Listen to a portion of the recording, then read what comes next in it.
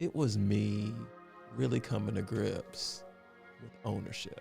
Not ownership of possessions, property, but ownership of my manhood.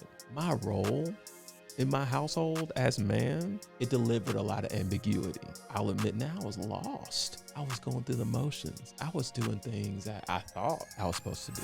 This is Caesar Walker, the cool, calm, collected one. And I'm Ronnie Gatrey, the emotional one. And we are the Tipping Point Podcast, your source for the black male's perspective. Tipping Point Podcast. What is it about this particular session and what she said? Because you alluded to it. You've heard this before. Yeah. What was about it that created the aha moment for you? That answer goes back to the culmination of other things. Okay. And it was a timing thing. Small groups I'm in. Okay. Most importantly, the men's small groups I'm in. Okay. Fraternal things too. I hate to give y'all credit for that, but it's a reality. Mm-hmm. And really just like a lot of prayers being answered in terms of like asking the Lord to really just empower me to be me in your will, right? And accepting that. And so like I felt like I was like all that was coming together. And then when she hit me with that, it was like, that's what lit everything. And I was like, Ronnie, it's time, bro. we've had the blinders on way too long. And what I've noticed about myself is here lately, I've just been less apologetic and really less concerned about other people's opinions. I'll listen to them. I'm here for them, especially with you guys. But I know where I gotta go. The Lord has shown me exactly what to do, what I need to do. But all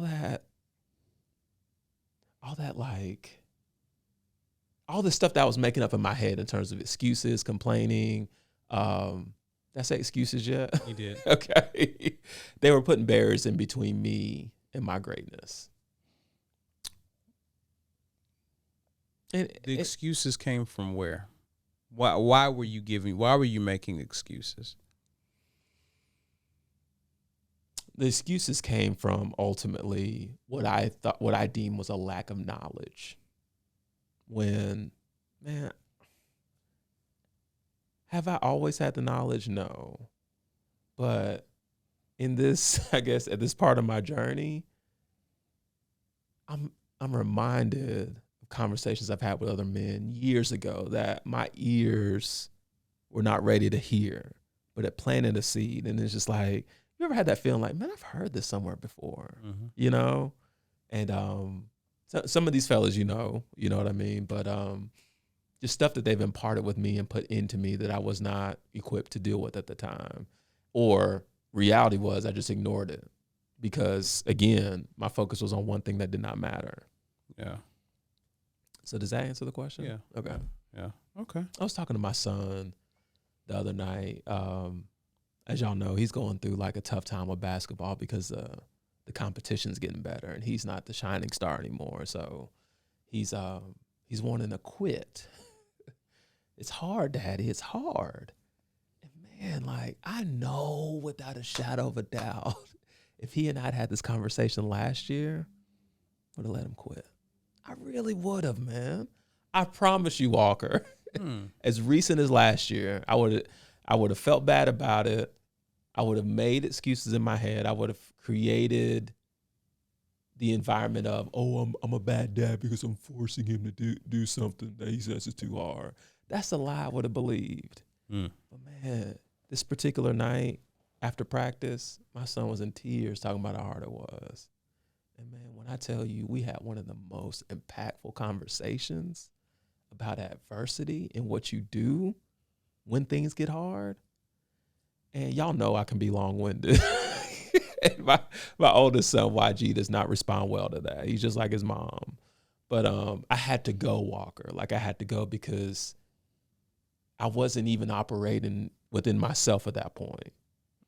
I just felt the Lord give me the word. So I couldn't stop. And I was thinking he doesn't want to hear this. And I was like, no, he's going to hear this. And the shift I've seen with him just from that conversation, bro. And it just goes back to like, this is how it should have been from the onset for me. And, I was sharing this with a fraternity brother of mine recently who was going through a similar thing with his son.